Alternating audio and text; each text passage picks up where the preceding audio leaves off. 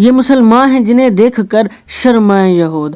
افسوس صد افسوس، نہایت دکھ اور اذیت کے ساتھ یہ میں ویڈیو آپ کی اسکرین پر آپ کو دکھانے جا رہا ہوں، ملاحظہ کیجئے۔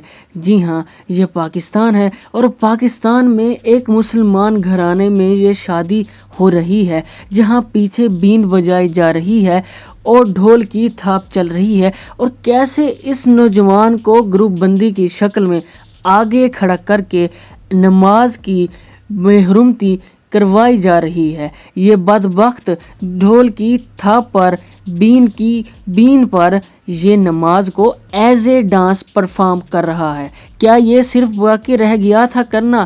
کیا آج کا مسلمان اتنا گر چکا ہے جو نماز کو ایز اے ڈانس پرفارم کر کے اس کا مذاق اڑوا رہا ہے؟ جی ہاں، یہ کوئی یہودی کافر نہیں، یہ بلکہ مسلمان ہے اور یہ نماز کا مذاق اڑوا رہا ہے۔ اور بات یہیں تک نہیں رہی، جی ہاں، بات اس حد تک گر چکی ہے کہ پیچھے بزرگ بھی بیٹھے ہیں، چھوٹے بھی بیٹھے ہیں، بڑے بھی بیٹھے ہیں، دولہے میاں بھی بیٹھے ہیں۔ کسی میں بھی اتنی ہمت نہیں کہ اس بدبخت کو روکا جائے جو میوزک پہ ایز اے ڈانس نماز کو پرفارم کر رہا ہے۔ استغفر اللہ، توبہ استغفر اللہ، نماز کا کس طرح سے مذاق اڑایا جا رہا ہے ایک بھرے مجمع میں، ایک خوشی کی حالت میں۔ کیا ہم اتنا گر جائیں گے کہ اپنے اسلام کی مذاق اڑوانا شروع کر دیں گے؟ ہم نماز کا مذاق اڑوانا شروع کر دیں؟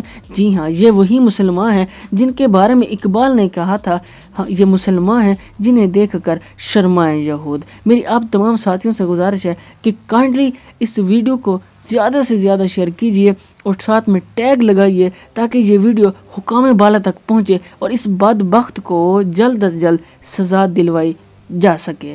جی ہاں، یہ ہماری غیرت کا مسئلہ ہے، ہمارے دین کا مسئلہ ہے، ہمارے دین پر بات آئی ہے تو لازمی اس بدبخت کو سزا ملنی چاہیے تاکہ ایسا پھر بدبخت کوئی لانتی پھر ایسا نہ آئے جو اس طرح سے نماز کا مذاق اڑائے۔ جی ہاں، آپ سے پھر گزارش ہے، لازمی اس ویڈیو کو شیئر کیجیے گا۔ تھینکس فار واچنگ، جزاک اللہ۔